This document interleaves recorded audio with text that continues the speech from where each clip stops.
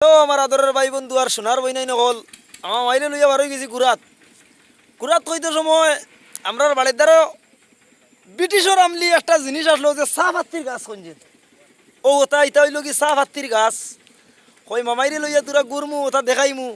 আগে আগে এটা গপ শুনছি আমার দাদাই গপ করছইন যে ব্রিটিশে চাও খাবাইছি আর লগে ঠেকাও দিছি এমন করিয়া গেছে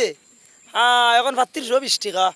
ওহিলা যদি করতো না তে ভাত্তি বিকিল না আর মানুষে কাম পাইলে না অনে ব্রিটিশের সারবাতির গাছ আনিবা মামাই ওই মামা ওটা সার ভাত্তি গাছ আমি তো বেসন এটা খাটলো হাত লাখান দেখা যায় রে বা চা দে খাও এটা খান থেকে খাও কিন্তু আপনার কথা কিন্তু যাই বুঝা যাইতে না আমরা রিবাইতি ফ্যাক্টরি আজ বাক্কা কদিন মামুজির লগই আইলাম কই সার ভাতার বাগান দেখিয়া যাই ওটা এটা গাছ দেখিয়া অবাক এমনি দেখিতে জায়গা জায়গায় বহুত উঁচা উঁচা গাছ আনি তাতে সাফর গাছ কিন্তু বহুত বেশি আমার ফুন্ডা গাছ আনি এটা বুড়ো হয়ে গেছে তেও আবার সাফর হয়েছে আমার মামাই মাতিবা ফোন পাই আমারে লাইক শেয়ার হলো করিয়া সাথে তাকিও ভালো ভালো ব্লগ পাইবা আমায় ভালো ভালো ব্লগ দিবা আমরা লাগানি তা রুস্টিং আর প্রতিবাদী না ধন্যবাদ থ্যাংক ইউ ভিউয়ার সকল